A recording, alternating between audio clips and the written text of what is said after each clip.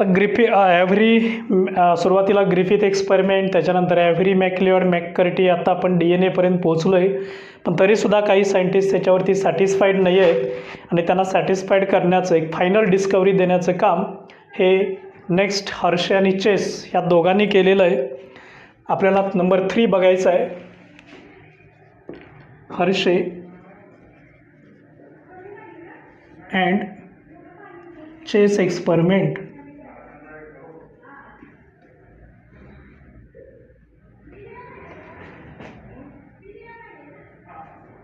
in 1952.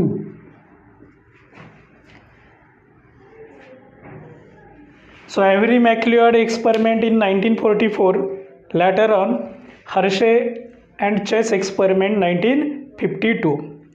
आता यांनी काय केलं सुरुवातीला बघूया. यांनी 2 महत्त्वाचे घटक त्यांच्या एक्सपेरिमेंटसाठी सिलेक्ट केले.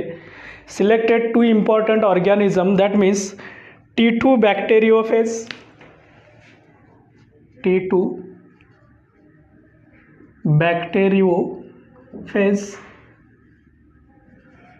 याला फज शब्द सुद्धा तो वापरू शकता, bacteriophage, and E coli sale.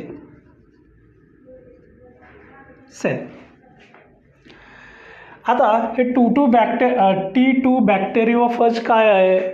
Fudge means virus. Phage means virus. So virus which infect bacteria, virus which infect bacteria is called as bacteriophage. आता या असा बॅक्टेरियोफेज आहे, असा व्हायरस आहे. आपण याचं स्ट्रक्चर बघणार. याच्यात 2 महत्त्वाचे घटक असतात, एक प्रोटीन्स आणि DNA. प्रोटीन अँड DNA पैकी हे जे प्रोटीन्स असतात हे त्याच्या बॉडी वॉलमध्ये असतात, कॅप्सूलमध्ये असतात, टेलमध्ये असतात. DNA हे त्याचं न्यूक्लिअर पार्ट असतो, म्हणजेच nuclear part, and this is the body part.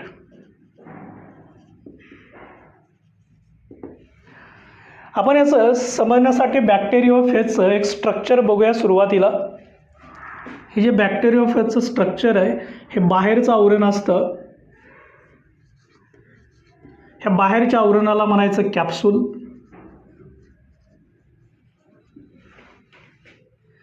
की हे विशिष्ट प्रकारच्या प्रोटीननी तयार झालेलं असतं, प्रोटीन मॉलिक्यूलनी तयार झालेलं आहे. याच्या इनसाईडला सेंटरला हा जो दाखवलेला पार्ट आहे हे कॅप्सूल प्रोटीननी तयार झालेलं आहे, मेडअप ऑफ प्रोटीन. इथं मी जेवढे पण तुम्हाला हे जे पार्ट्स दाखवतोय हे सगळे प्रोटीननी तयार झालेले आहेत. म्हणजे याला कॅप्सूल म्हणायचं, याला टेल म्हणायचं. हे टेल फायब्रिल्स आहेत.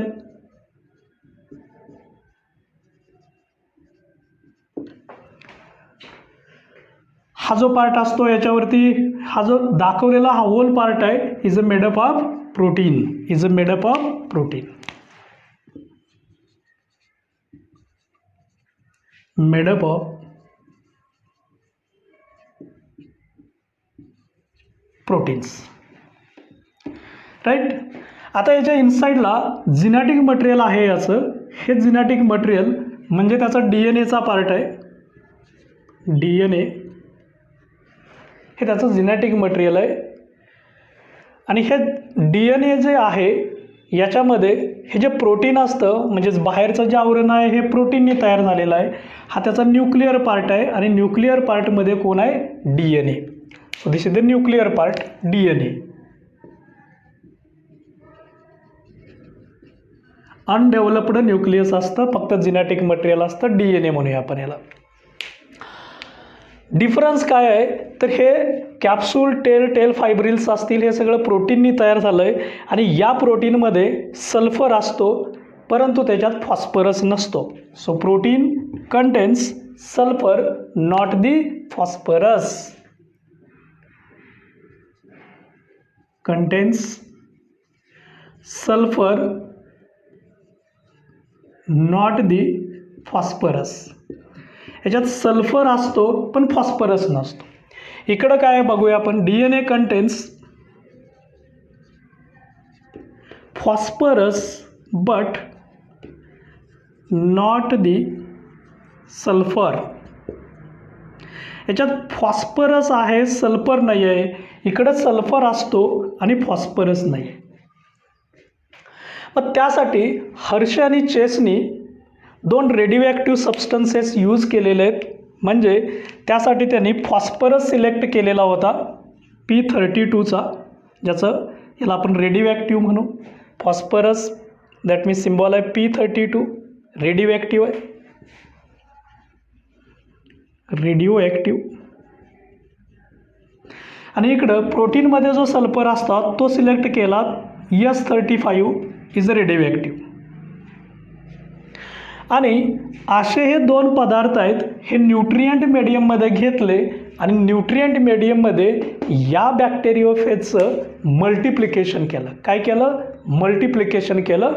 आणि मल्टिप्लिकेशन केल्यानंतर असे काही आम्हाला बॅक्टेरियोफेज मिळाले की ज्या बॅक्टेरियोफेजमध्ये DNAमध्ये काय आलेलं आहे, रेडिओ P32, आणि त्याच बॅक्टेरियोफेजच्या बॉडी पार्टमध्ये, बाहेरच्या पार्टमध्ये आलेला असतो S35, हा रेडिओ असतो. कल्चरमध्ये म्हणजे अशा पद्धतीचं न्यूट्रिएंट मीडियम घेतलं आणि त्या न्यूट्रिएंट मीडियम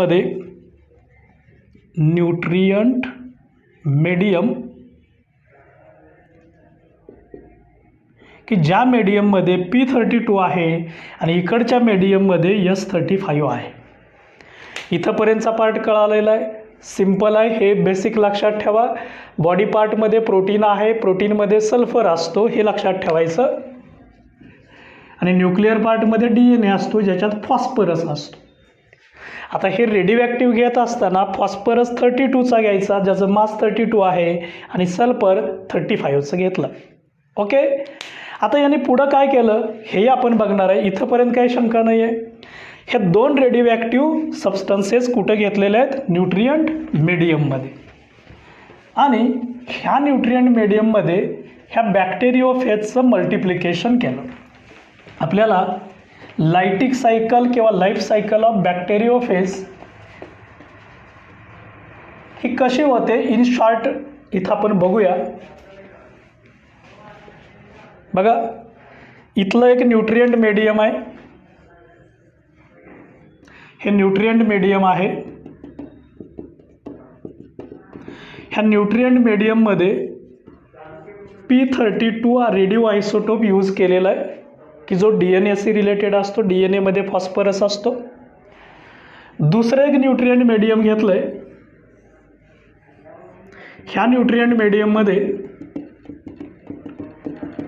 रेडिओ सल्फर वापरलेला आहे की ज्याचं मास आहे 32, हा रेडिओ लेबल्ड आहे. फॉस्फरस हे दोनही रेडिओ आहे. आणि हे जे भरलेलं आहे याला म्हणायचं न्यूट्रिएंट मीडियम. Nutrient medium. आता या न्यूट्रिएंट मीडियममध्ये एक बॅक्टेरिया इकोलाई सेल घेतलेले आहे. याच्यामध्येही इकोलाई सेल घेतलेलं आहे की जेणेकरून बॅक्टेरियोफेजचं मल्टिप्लिकेशन होईल. मग हा बॅक्टेरियोफेज आहे हो, हा या ठिकाणी इथं आला की हा त्याचा हेडचा पार्ट असतो, टेलचा पार्ट आहे, टेल फायब्रिल असतं, आणि हे त्याचं जिनॅटिक मटेरियल असतं. ह्या इकोलाई ही इकोलाई सेल आहे. हा फज आहे, T2 फेज बॅक्टेरिया म्हणजे बॅक्टेरियोफेज व्हायरस आहे. इन्फेक्शन केलं की हा काय करतो, याचं जिनॅटिक मटेरियल आत सोडतो. जिनॅटिक मटेरियल आत सोडतो. आता हे जिनॅटिक मटेरियल इकोलाई सेलमध्ये आलं की मग मात्र ते ॲक्टिव्ह होतं, आणि ॲक्टिव्ह झालं की याच्यासारखेच अनेक व्हायरसेस इनसाईडला तयार होतात. So head, tail, tail fibrils, head, tail, tail fibrils, head, tail, tail fibrils. आणि याच्या प्रत्येकामध्ये हे जिनॅटिक मटेरियल आलेलं असतं. आता इथं तरी एक होतं, इथं अनेक झाली, याचा अर्थ इथं सिंथेसिस झालं आणि हे सिंथेसिस करण्यासाठी बाहेरच्या मेडियममधून P32 आत घेतलेला आहे आणि तो P32 कोणाकडे आलेला आहे? DNA कडे आलेला आहे. कोणाकडे आलेला आहे? DNA कडे. मग ही पेशी असते, ही बस्ट होते आणि हे सगळे व्हायरियॉन्स बाहेरच्या बाजूला येतात. आत्ता आपल्याकडं असा व्हायरस तयार झाला, बॅक्टेरियोफेज असा तयार झाला आहे की ज्या बॅक्टेरियोफेजमध्ये DNA मध्ये कोण आहे? P32 मटेरियल हे कशामध्ये आलेलं आहे? DNA मध्ये. ओके, सिमिलर मेकॅनिझम आहे. इकडं हा बॅक्टेरियोफेज घेतलेला आहे, त्याने या सेलला इन्फेक्शन केलेलं आहे. हे त्याचं जिनॅटिक मटेरियल असतं. इन्फेक्शन केलं की जिनॅटिक मटेरियल आत सोडलं जातं. हे जिनॅटिक मटेरियल आत आलं म्हणजे इथून ते नष्ट होतं, इनसाईडला आलं की ते नष्ट होतं, आतील साईडला आलं की ते ॲक्टिव्ह होतं आणि ॲक्टिव्ह झालं की पुन्हा याचे अनेक व्हायरसेस याच्या इनसाईडला तयार होतात. बघा, असे अनेक व्हायरसेस बॅक्टेरियोफेज तयार झालेले आहेत, टेल फायब्रिल्स आहेत. हे त्याचं जिनॅटिक मटेरियल प्रत्येकामध्ये पॅक केलेलं आहे. आता याचा DNA नॉर्मल आहे, पण मेडियममध्ये S35 हे मटेरियल वापरलं आहे आणि ते आत आलं की ते कॅप्सूलमध्ये होतं. याचा अर्थ S35 पासून काय तयार झालेलं आहे? प्रोटीन. याचा अर्थ असा आहे, इथं प्रोटीन रेडिओ ॲक्टिव्ह आहे,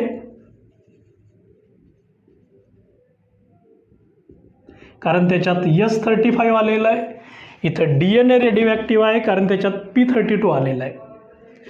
असा एक बॅक्टेरियोफेज आहे की ज्याच्याकडं DNA मध्ये P32 आहे. असा दुसरा बॅक्टेरियोफेज आहे की ज्याच्याकडं कॅप्सूलमध्ये प्रोटीनमध्ये S35 आहे.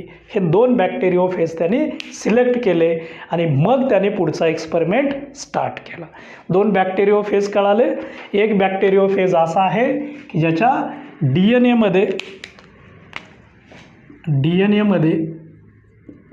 P32 रेडिओ आयसोटोप आहे आणि दुसरा बॅक्टेरियोफेज असा आहे की ज्याच्या प्रोटीनमध्ये S35 हा रेडिओ ॲक्टिव्ह आयसोटोप आहे, S35. So these are the radio active isotopes. Radio active isotopes of phosphorus and sulphur. Okay, clear. आता आपण त्याच्या स्टेप्स बघूया. हा एक्सपेरिमेंट केला, त्याच्या काही स्टेप्स आहेत.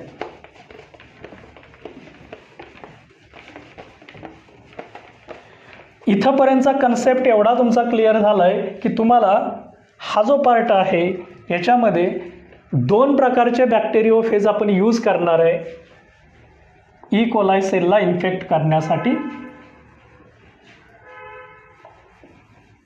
दोन पार्टमध्ये हा एक्सपेरिमेंट आपण बघणार आहोत. बघूया. सुरुवातीला आपल्याला बॅक्टेरियोफेज घ्यायचा आहे. हा त्याचा हेड पार्ट आहे, हा टेल पार्ट असतो, हा टेल फायब्रिलचा पार्ट आहे आणि इथं त्याचं जिनॅटिक मटेरियल आहे. ओके, असाच इकडे एक बॅक्टेरियोफेज घेतलाय. हेड हा त्याचा टेलचा पार्ट आहे, हे टेल फायब्रिल्स आहेत आणि हे त्याचं जिनॅटिक मटेरियल आहे. ह्या दोघांच्या मध्ये फरक काय बघणार आहे. इथं जो बॅक्टेरियोफेज घेतलेला आहे हा बाहेरचा आवरण आहे. ह्या बाहेरच्या आवरणाला म्हणायचं कॅप्सूल. काय म्हणायचं? कॅप्सूल. हेडचा पार्ट आहे. हे कॅप्सूल किंवा हा टेल फायबर असेल, टेल हे कशाने तयार झालं आहे? Made up of protein. Made up of protein. आणि या प्रोटीनमध्ये रेडिओ ॲक्टिव्ह आयसोटोप कुठला आहे? तर सल्फरचा असतो. सल्फर 35 हा रेडिओ आयसोटोप इथं आपण रेडिओ ॲक्टिव्ह आयसोटोप वापरलेला आहे. कशामध्ये? प्रोटीनमध्ये. प्रोटीन इथं आहे. ओके. दुसरं, इकडचा जो बॅक्टेरियोफेज आहे याच्यामध्ये थोडा चेंज आहे. काय चेंज आहे तर इथं आपण लेबल केलेलं हा DNA पार्ट आहे आणि DNA फॉस्फरस असतो P32, हा रेडिओ ॲक्टिव्ह आहे.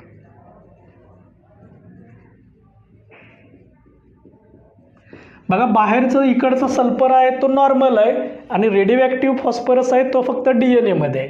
इकडचा रेडिओ ॲक्टिव्ह सल्फर आहे तो प्रोटीनमध्ये आहे. असे दोन काय घेतलेत आपण, बॅक्टेरियोफेज घेतलेत. So these are the two bacteriophage. आता हे बॅक्टेरियोफेज काय करतात, इन्फेक्शन करतात. ई कोलाई सेलला सुरुवातीला पहिली स्टेपमध्ये हे इन्फेक्शन करतील. नंबर 1 स्टेप आहे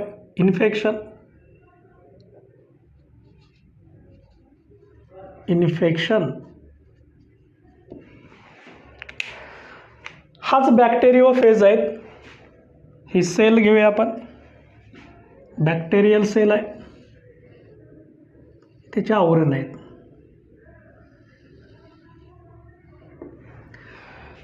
हा व्हायरस याला इन्फेक्शन करेल, बॅक्टेरियोफेज आहे.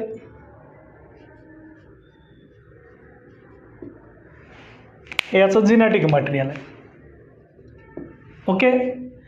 आता याने इन्फेक्शन केलं की हे जेनेटिक मटेरियल आहे हे इनसाइडला ट्रान्सफर होईल. इथे इन्फेक्शन झालेलं आहे या ठिकाणी. इकडेही घेऊया, हे त्याचं इंटरनल मटेरियल आहे. सिमिलर ई कोलाई सेल आहे, ह्या ज्या दाखवलेल्या आहेत त्या ई कोलाई सेल आहेत. सो ई कोलाई, हे पण ई कोलाई सेल आहे. याला इन्फेक्शन याचं होणार आहे.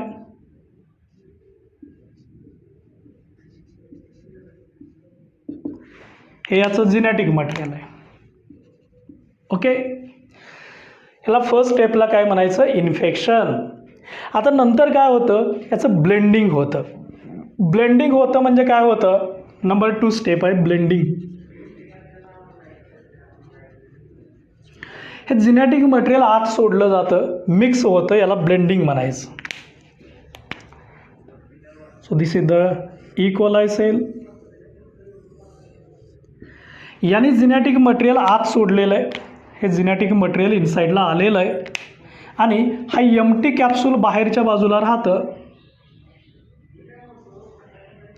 हे निघून जातं, एम्प्टी आहे. याला घोस्ट म्हटलं जातं. काय म्हटलं जातं, घोस्ट. लाईट वेट असतं, वजनाने कमी असतं आणि याचा DNA मात्र आत सोडलेला आहे.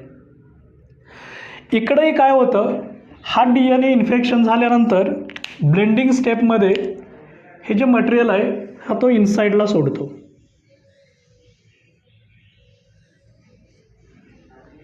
एम्प्टी व्हायरस आहे तो बाहेरच्या बाजूला राहील.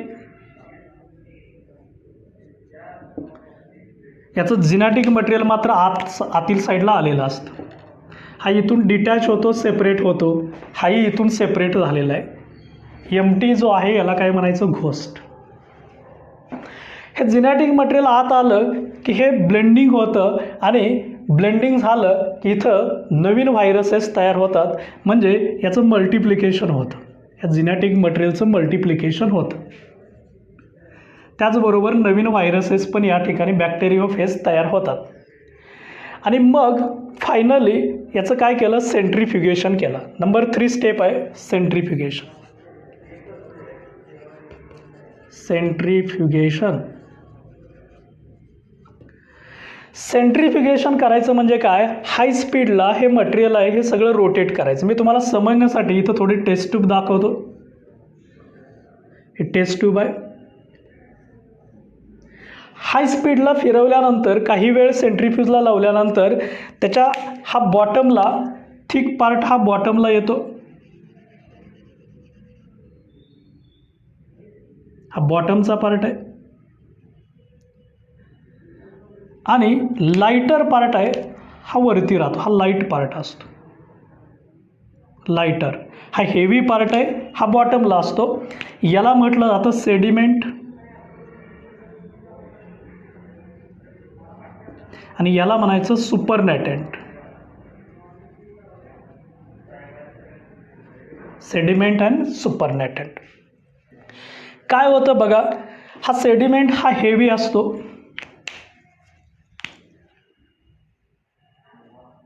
याच्यात इक्वलाय सेल असते, आणि हा लाईट असतो, याच्यामध्ये घोस्ट असतो. घोस्ट. इथं काय झालंय, जेव्हा याचं सेंट्रिफ्युगेशन केलं तेव्हा असं आपल्याला पाहायला मिळालं की हे जे मटेरियल आहे, हे मटेरियल म्हणजे सेंट्रिफ्युगेशन नंतरचा जो रिझल्ट आहे तो रिझल्ट असा आहे,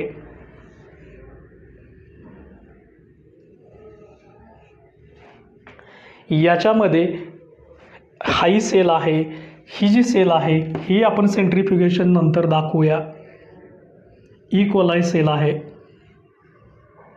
ओके. आता ह्या इक्वलाय सेलमध्ये आपल्याला इथं इनसाइडला हा जो डार्क पार्ट आहे तो इक्वलाय सेलचा पार्ट आहे, आणि याच्यामध्ये हा जो रेडिओॲक्टिव्ह सल्फर आहे तो सल्फर मात्र इक्वलाय सेलमध्ये कुठंही पाहायला मिळाला नाही. म्हणजे परंतु हा जो सल्फर असतो तो घोस्टमध्ये सुपरनंटमध्ये राहतो.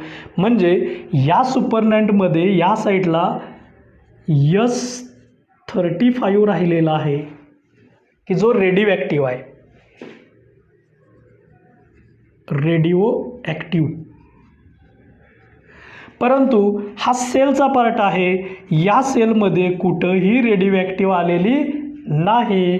So radioactive S35 is detected in supernatant, but it is absent, radioactivity is absent in सेडिमेंटमध्येही नसते, या सेलमध्ये नसते. सो सेडिमेंटमध्ये रेडिओॲक्टिव्हिटी नाही. So no radioactive sulphur detected in cell. सेलमध्ये मात्र रेडिओॲक्टिव्ह सल्फर नाही. So no radioactive sulphur in cell. मग सल्फर गेला कुठं? सल्फर सुपरनंटंटमध्ये राहिला, कारण तो लाईट वेट असतो, पेशीच्या आत आला नाही. सल्फर का आत येत नाही? कारण कॅप्सूल हे सगळं बाहेरच्या बाजूला राहतं, याला म्हणायचं घोस्ट, आणि घोस्टमध्ये रेडिओॲक्टिव्ह सल्फर होता तो वरती राहतो सुपरनंटंटमध्ये, सेलमध्ये इथे रेडिओॲक्टिव्ह येत नाही. याचा अर्थ असा आहे की सल्फर म्हणजेच प्रोटीन हे पुढं इक्वलाय सेलकडं ट्रान्सफर झालेलं नाही. प्रोटीन जेनेटिक मटेरियल नाही हे याच्यावरून सिद्ध होतं. मग काय ट्रान्सफर होतं बघूया. इकडचा रिझल्ट बघितला तर इकडचा रिझल्ट हा याच्यापेक्षा वेगळा येतो. काय रिझल्ट आला वन्स अगेन बघूया आपण. ही टेस्ट ट्यूब आहे, याचा आपण काय केलेलं आहे, सेंट्रिफ्युगेशन म्हणजे हाय स्पीडला हे सगळं मटेरियल फिरवलं. फिरवल्यानंतर जे जड मटेरियल असतं, हेवी मटेरियल असतं ते बॉटमला येतं. आता हे हेवी मटेरियल असतं त्याच्यात ही इक्वलाय सेल असते, ही इक्वलाय सेल आहे, याचं हे जेनेटिक मटेरियल आहे, ही इक्वलाय सेल असते, इक्वलाय सेल. हे सेडिमेंटमध्ये आहे, तळाला साचलेल्यामध्ये आहे, ती हेवी असते, जड असते. आणि वरती जे लाईट मटेरियल आहे हे लाईट असतं, याच्यामध्ये घोस्ट असतो, म्हणजेच हा शिल्लक राहिलेला पार्ट इथं राहतो आणि ह्या सगळ्या सेल्स या खाली बॉटमला जमा होतात. मग या ठिकाणी जर रिझल्ट बघितला तर ही जी इक्वलाय सेल आहे ह्या हेवी पार्टमध्ये P32 हा रेडिओॲक्टिव्ह आहे, रेडिओॲक्टिव्ह. परंतु रेडिओॲक्टिव्ह इकडं रेडिओॲक्टिव्हिटी ह्या सुपरनॅटंटमध्ये आली नाही, ती सेडिमेंटमध्ये राहिली. So E coli cell contains P32 radioactive element, म्हणजे हा ट्रान्सफर झालेला आहे. So E coli cell contains radioactive element present in cell असं आपण लिहूया. सो रेडिओॲक्टिव्ह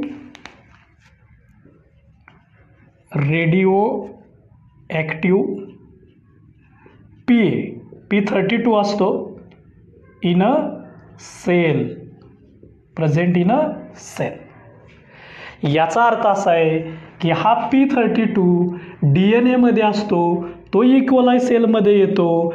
याचाच अर्थ DNA हा ट्रान्सफर होतो, प्रोटीन हे ट्रान्सफर होत नाही.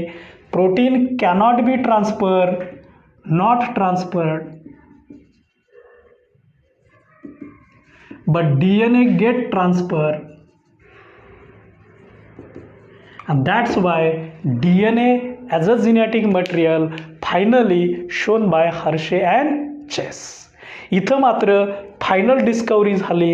आता मात्र कुठल्याही सायंटिस्टकडे कसलेही डाऊट शिल्लक राहिलेले नाहीत, कारण हा एक्सपेरिमेंट रेडिओ ॲक्टिव्हिटीशी रिलेटेड आहे.